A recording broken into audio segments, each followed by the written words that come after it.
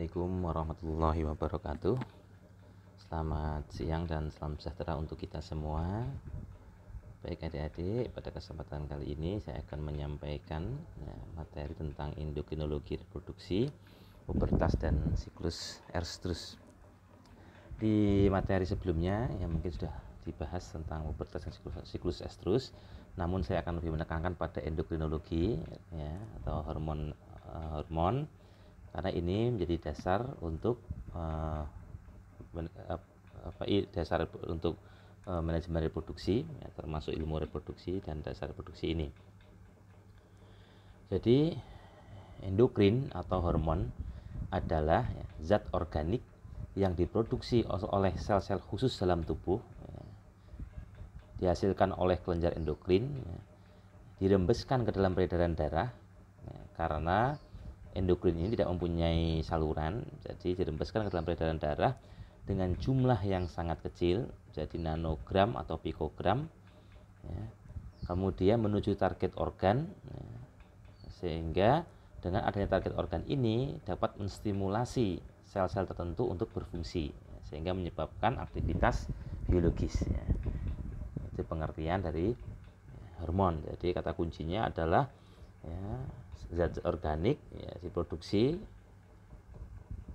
oleh kelenjar endokrin, jumlahnya sangat kecil, dirembeskan ke dalam peredaran darah dan dapat menstimulasi sel-sel tertentu untuk berfungsi.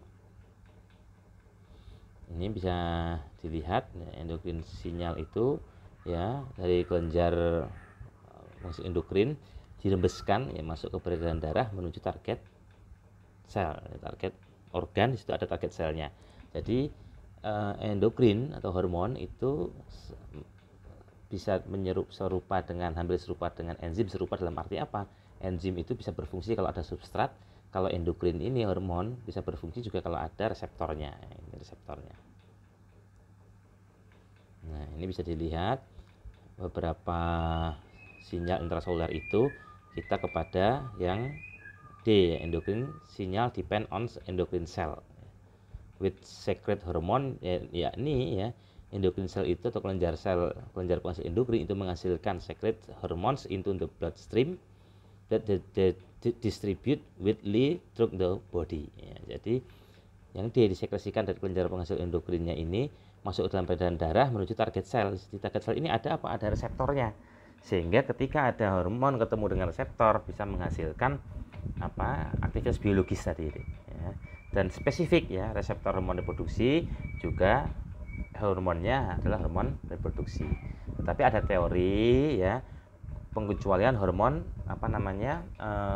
hormon kortisol atau adrenalin, hormon yang disekresikan ketika sedang terpacu atau stres itu dapat mengikat reseptor hormon reproduksi sehingga tidak peka. Sehingga stres itu juga berpengaruh terhadap aktivitas reproduksi, baik pada ternak ataupun pada manusia. Ini kelenjar endokrin, ada hipotalamus, hipofisis atau pituitari, ini sama Ada tiroid, paratiroid, pankreas, adrenal. Pankreas ini menghasilkan insulin dan glukagon. Ada gonad, ini ovari dan testis. Ini dari hipotalamus. Di bawah ini ada pituitari posterior atau hipofisa anterior atau hipofisis anterior, itu sama saja Kemudian ada anterior pituitari atau hipofisa anterior, hipofisis anterior. Hipotalamus ini menghasilkan hormon-hormon yang ada releasing hormon, GnRH, TRH, CRH, STHRH Sedangkan dari hipotalamus ini menghasilkan hormon GnRH, ini gonadotropin releasing hormon yang berfungsi mempengaruhi daripada kinerja gonad atau kelamin, baik testis ataupun ovarium. Kemudian ini menyebabkan anterior pituitari atau hipofisis anterior ini menghasilkan yang kaitan dengan reproduksi adalah FSH-LH, FSH follicle stimulating hormone, berarti hormon yang menstimulasi merangsang perkembangan folikel. Ini jadi GnRH dari hipotalamus menyebabkan menstimulasi hipofisis anterior atau pituitari anterior menghasilkan LH dan FSH. Nah, ini gonadotropin, kita lihat hormon dari pituitari. Setelah ada GnRH dari hipotalamus, maka GnRH ini di hipofisis anterior akan menyebabkan ya disekresikannya follicle stimulating hormone, nah, ICSH pada pejantan, intestinal cell stimulating atau luteinizing hormone. Follicle stimulating hormone ini berfungsi untuk merangsang, menstimulus perkembangan folikel, sedangkan LH luteinizing hormone itu untuk ovulasinya, Dek. Ya, nanti kita lihat skemanya.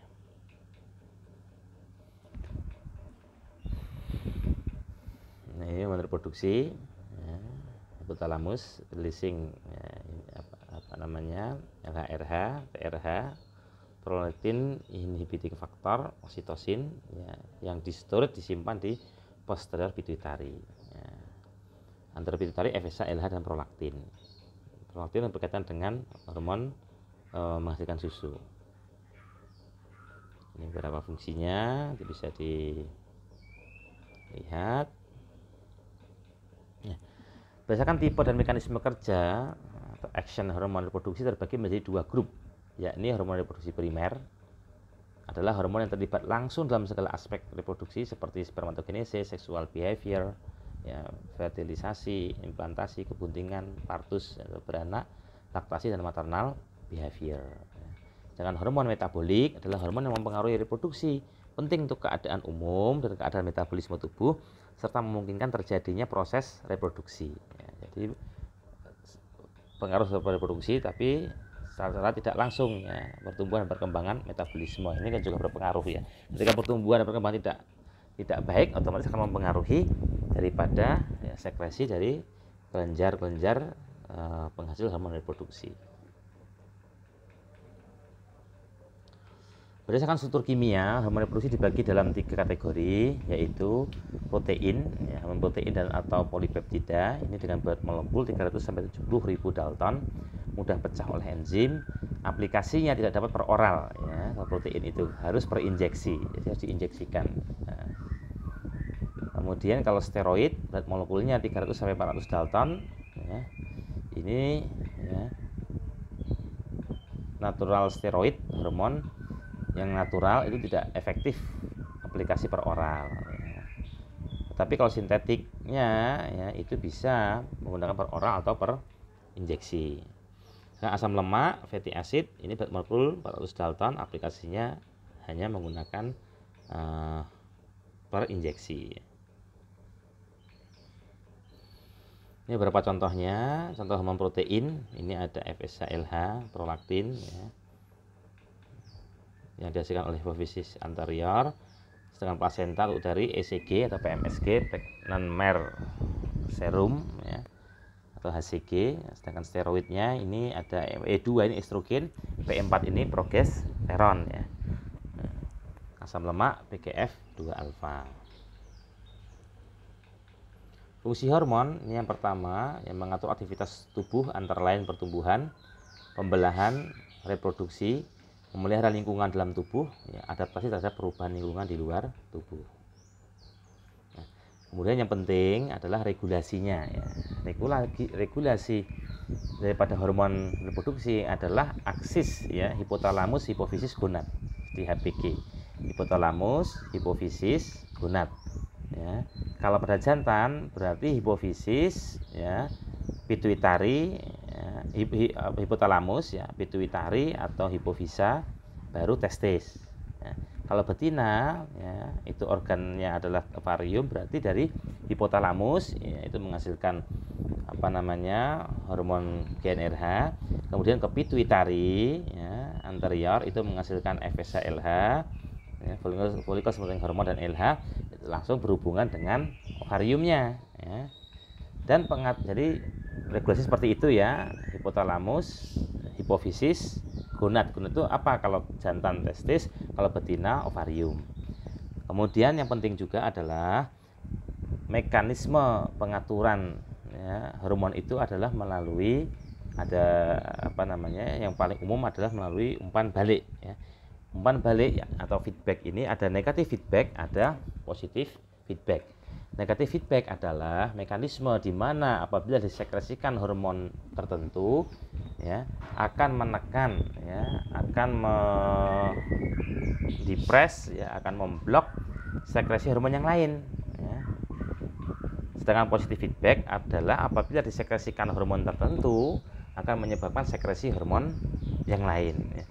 Contohnya begini, untuk negatif feedback adalah apabila disekresikan hormon progesteron dari mana? Dari korpus luteum, maka akan menyebabkan, ya, dibloknya, ya, sekresi GnRH oleh hipotalamus. Ya. Sehingga kalau GnRH itu diblok, ya, dipres, ya, ditekan, ya, itu maka tidak disekresikan hormon, ya, FSH-LH oleh pituitari anterior. Sehingga karena FSH tidak disekresikan, otomatis tidak terjadi perkembangan folikel. Kalau tidak terjadi perkembangan folikel, maka hormon estrogen tidak disekresikan oleh folikel. Ya. Sehingga kalau progesteron tinggi, maka akan berfeedback negatif, ya, bertolak belakang dengan hormon GnRH, yakni FSH-LH dan estrogen. Ya.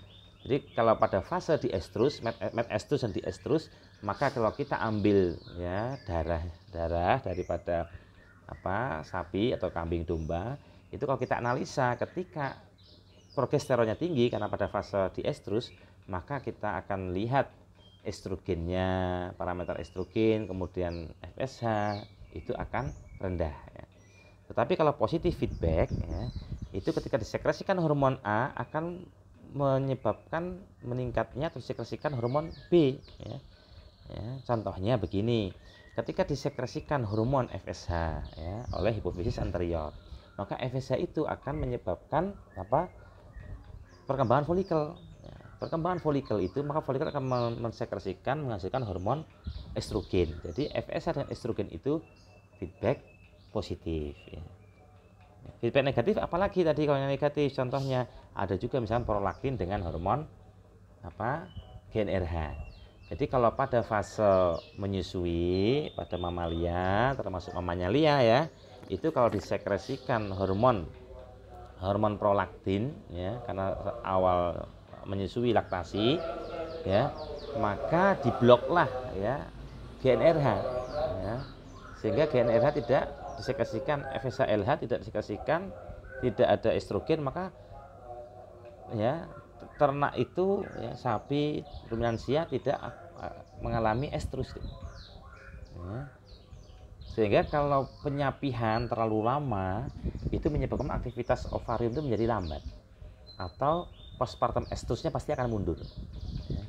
Kalau jadi prolong anestrus, ya, perpanjangan, ya, daripada anestrus, tidak birahi.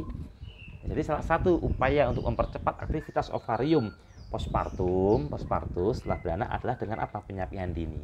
Namun penyapihan dini itu juga perlu diperhatikan, ya, pemberian pakannya, ya, lingkungan diperhatikan karena pada itu rentan terhadap penyakit, ya.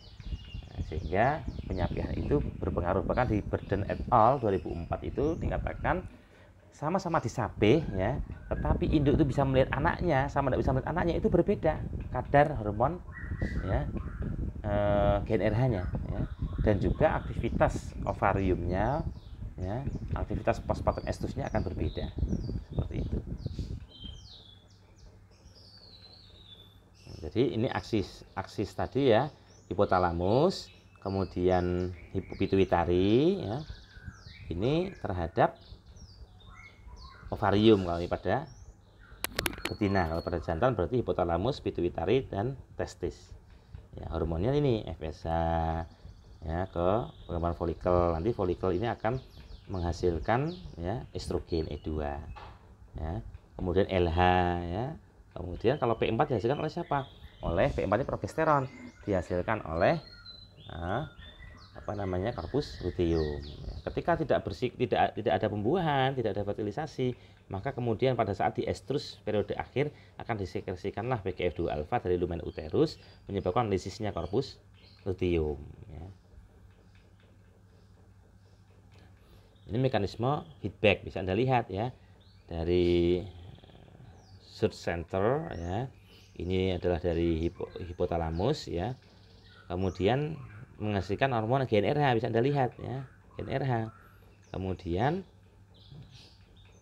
GnRH ini akan menyebabkan perkembangan folikel ya. GnRH ini menyebabkan anterior pituitari menghasilkan hormon FSH dan LH, sehingga perkembangan folikel ada terjadi. Ketika perkembangan folikel terjadi, maka disekresikanlah estrogen. Jadi early in the follicle phase, pada saat awal perkembangan folikel, GnRH pulse frekuensi begin to increase, thus causing FSH and LH ya.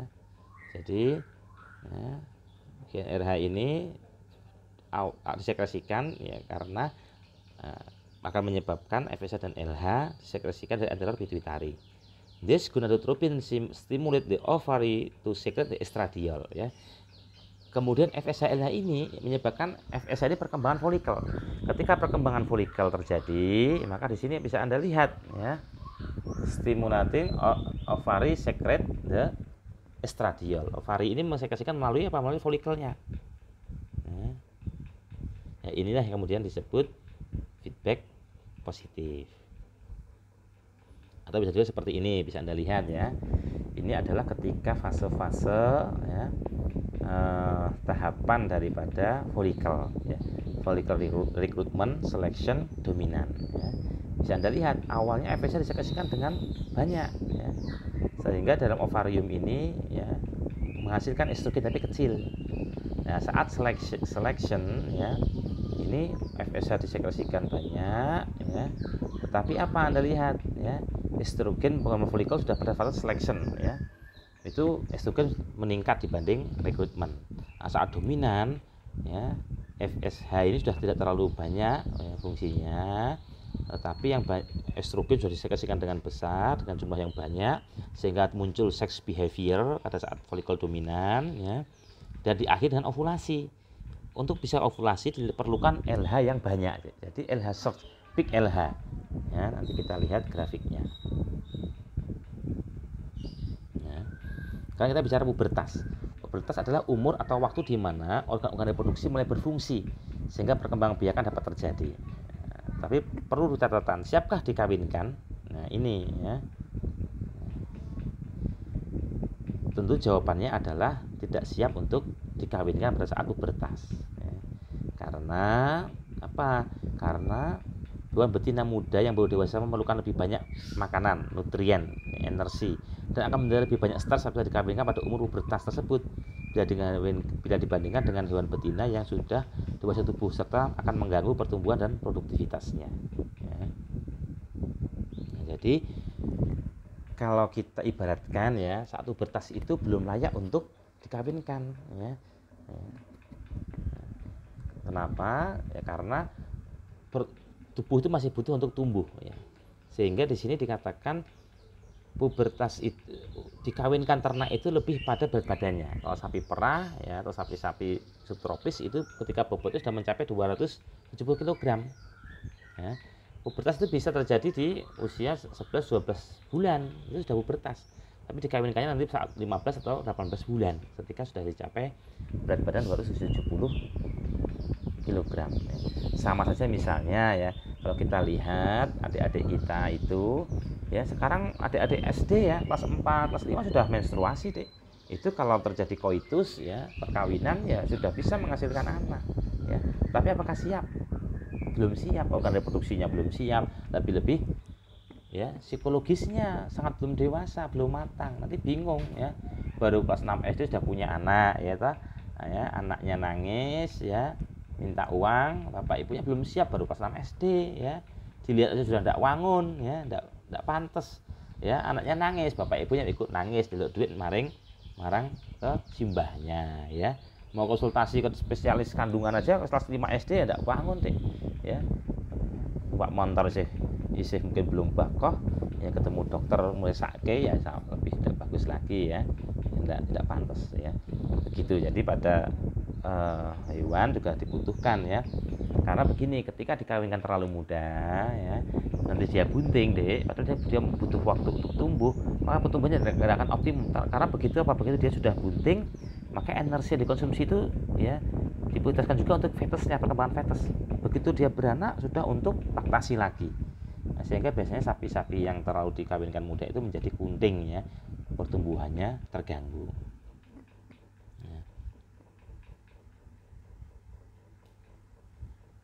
Hormon dan pubertas. Pertumbuhan atau perkembangan organ kelamin betina sewaktu pubertas dipengaruhi oleh hormon-hormon gonadotropin. Dan aktivitas hormonal ini bertanggung jawab untuk terjadinya estrus dan ovulasi pertama pada hewan-hewan betina. Jadi hormon ini yang mengatur terjadinya pubertas. Hormon apa yang mempengaruhi? Banyak. Ada stimulasinya, ada dari makanan yang dikonsumsi, ya. Sehingga sekarang anak-anak sekarang SD kelas 4 sudah pada menstruasi, kelas 5 sudah pada menstruasi, beda dengan orang dulu. Karena makanannya berbeda, pola hidupnya berbeda, tontonannya juga berbeda, ya, stimulasinya berbeda. Ya.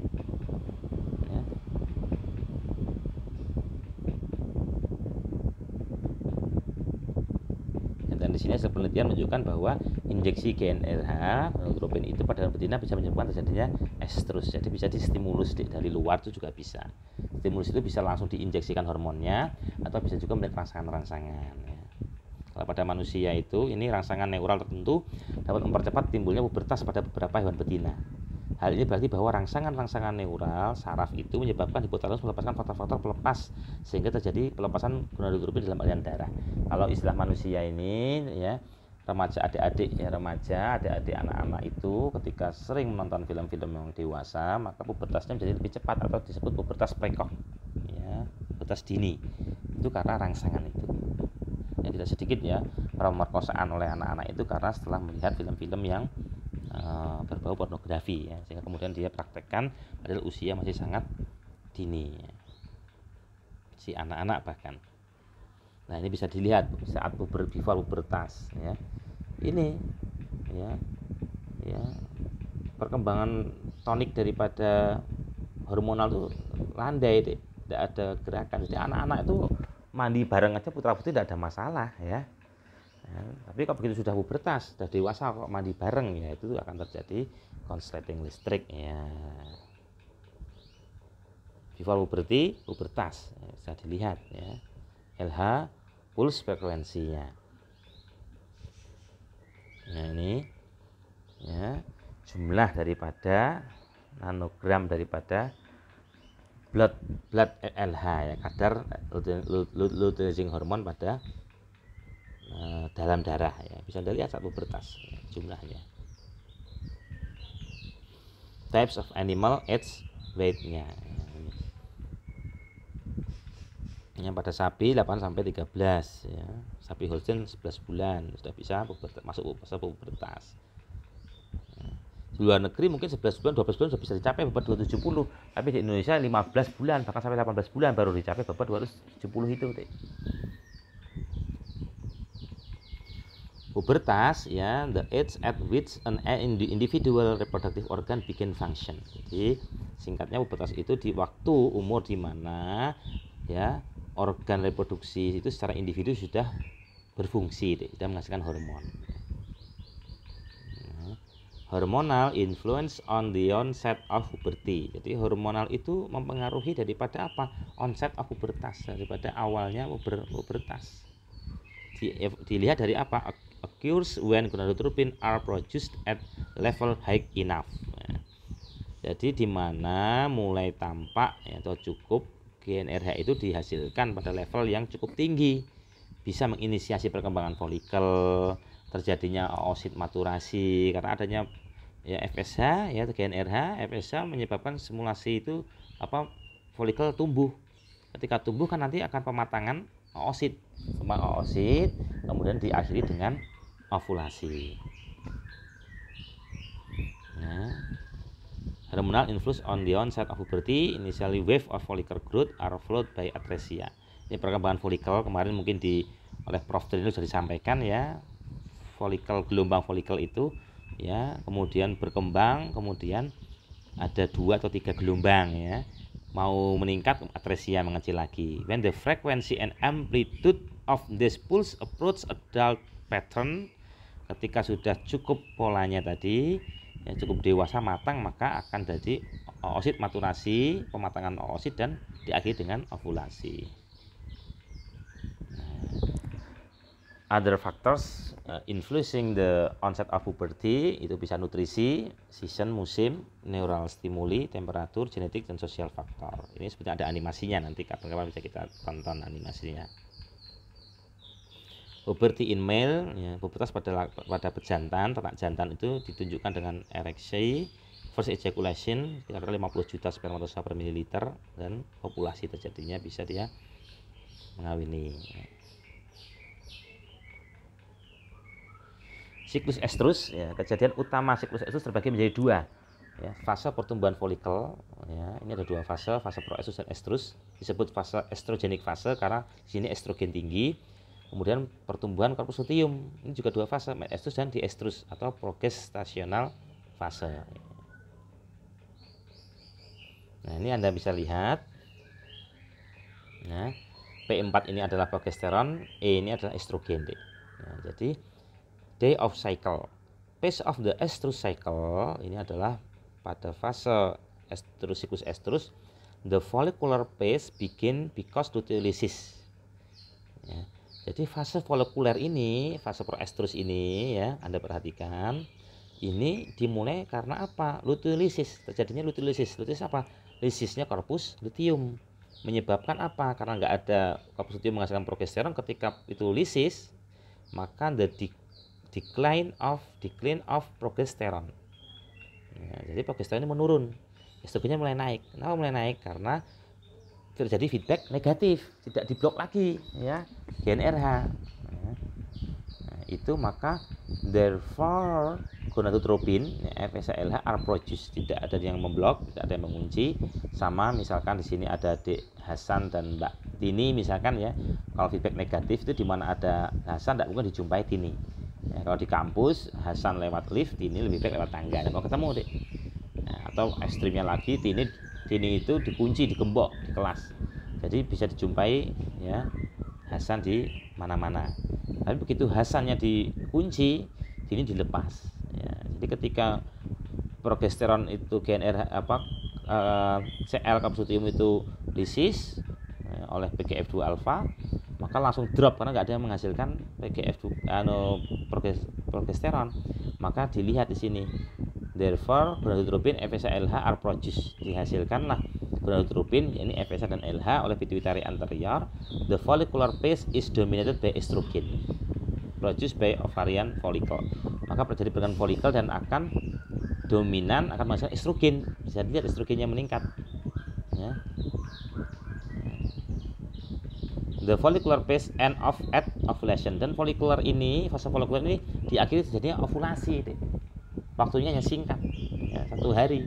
The best time-nya 12 sampai 18 jam. Nah, the luteal phase, sedangkan fase luteal, ya, fase korpus luteum tadi dimulai saat terjadinya ovulasi. Karena apa? Estrogen turun, Cl mulai tumbuh, corpus semiragicum, corpus luteum menghasilkan progesteron. Seperti itu siklusnya. Nah, bisa Anda lihat ini, ya, state of the estrus cycle. Ya, proestrus is characterized by a significant rise in estradiol. When estradiol reach a certain level, ya, ketika estrogen itu sudah pada posisi yang cukup levelnya, maka the female enters estrus, memasuki fase estrus, ya. Kemudian menjadi diakhiri dengan ovulasi. Jadi ovulasi di akhir, ya. Nanti kita akan saat transport sperma in the female reproductive tract, ya, di pertemuan selanjutnya, ya, itu kita akan diskusikan itu, ya. Ya, sehingga setelah ovulasi, cell of follicle are transformed into a corpus luteum during mid-estrus, ya. Maka tempatnya tadi akan berubah menjadi corpus semiragicum, menjadi corpus luteum, ya. Kemudian di estrus is characterized by a fully functional Cl and high of progesteron, ya. Sedangkan pada fase di estrus ini digambarkan karakteristiknya dengan apa? Fully functional of Cl. Cl itu sudah betul-betul berfungsi sehingga progesteronnya tinggi di atas ini, bisa Anda lihat.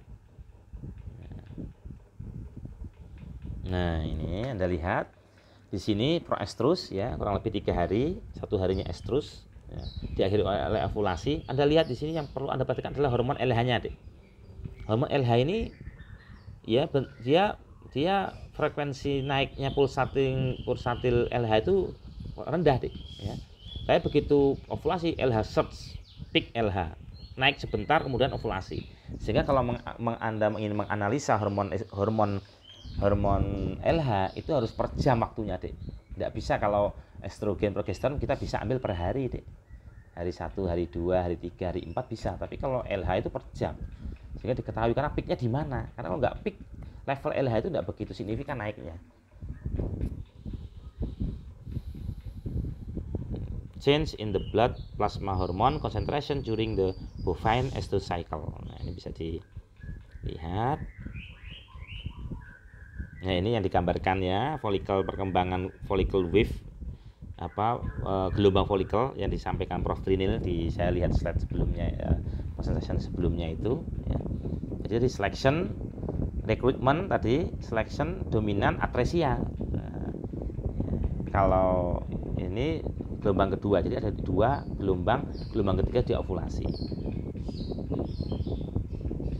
Nah, ini terkait dengan fungsi progesteron ya.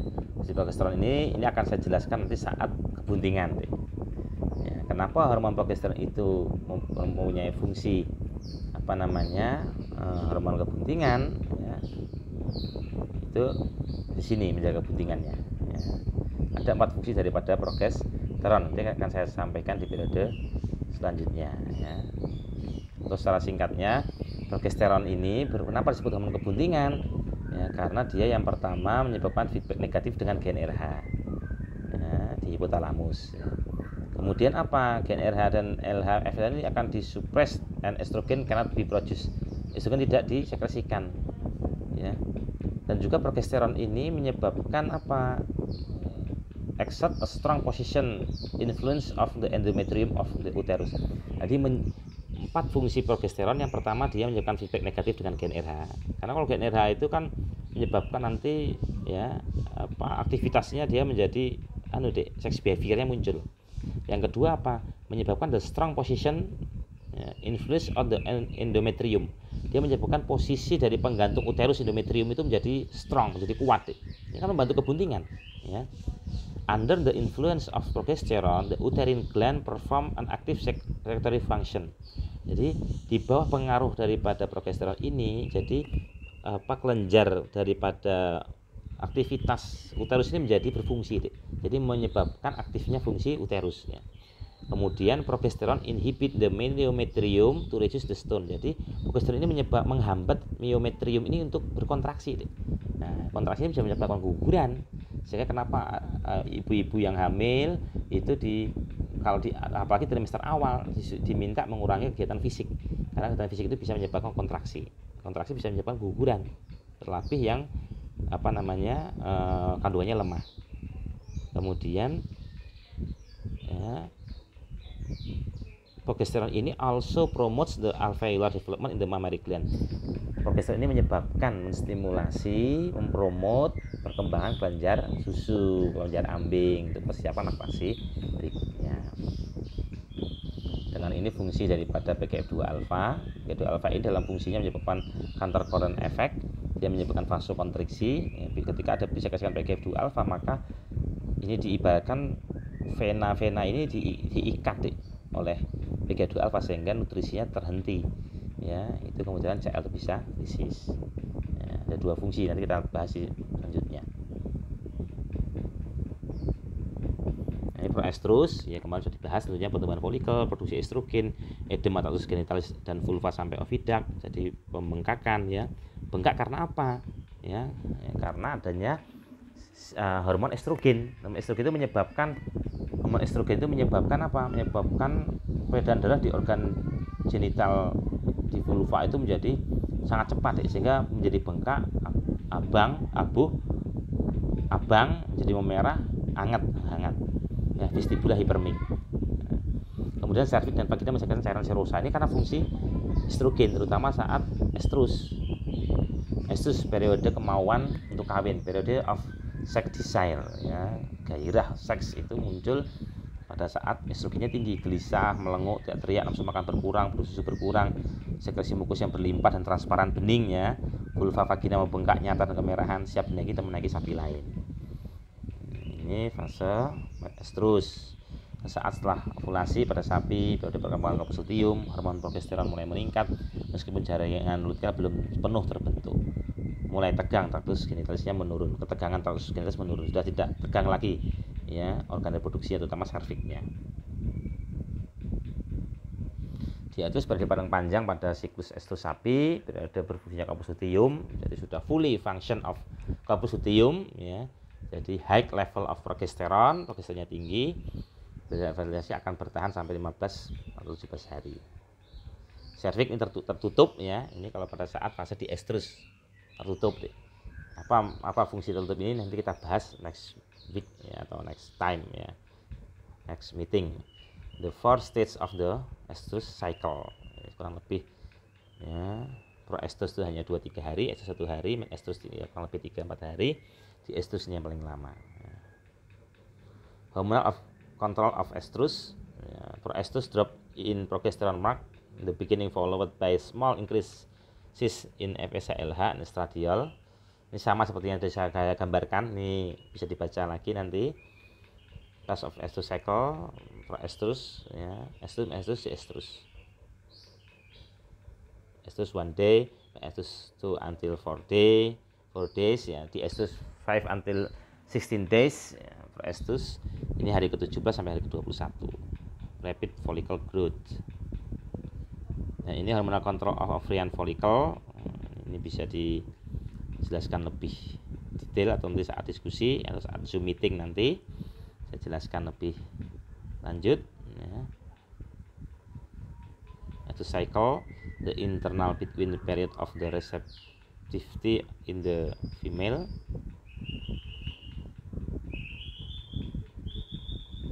Siklus estrusnya, high level of estrogen ya, sense of smell ya, pheromones. Ini bisa dilihat ini tahapan-tahapan saat estrus tuh ya, mulai terjadi pergerakan kaki ya, dia gelisah ya, selalu bergerak, swollen of vulva, pembengkakan vulva, clear mucus vaginal discharge ya, sekresikannya mukosa yang bening ya, nanti tidak ada penjelasannya. Oke, ini pada apa namanya pejantan daripada ini estrus pada kuda.